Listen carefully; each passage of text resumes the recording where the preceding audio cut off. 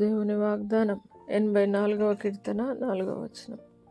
నీ మందిరమునందు నివసించు వారు ధన్యులు, వారు నిత్యము నిన్ను స్తుతించుదురు. నా ప్రియ సహోదరి సహోదరులారా, దేవుడి రోజు మీతో వాగ్దానం చేస్తూ ఉన్నాడు. నీ మందిరంలో నివసించు వారు ధన్యులు, వారు నిత్యము నిన్ను స్తుతించుదురు అని దేవుని సన్నిధిలో కీర్తనకారుడు తన యొక్క అనుభవంలో నుండి తెలియజేస్తూ ఉండగా, మనమందరము కూడా ఆయన సన్నిధిని చూచుటకు, ఆయన సన్నిధిలో స్తుతించుటకు, నిత్యము నివసించుటకు ఆయన మందిరంలోనికి వచ్చి ఆయన్ని స్తుతించి ఆరాధించుదుము గాక. ప్రార్థన.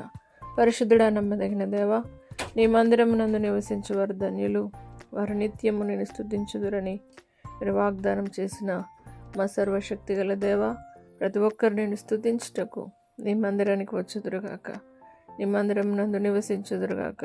నిత్యము నేను స్తుతించి నీ నామానికి మహిమ తెచ్చుకుంది, నీ నామానికి మహిమ తెచ్చే బిడ్డలుగా ఉందరుగాక.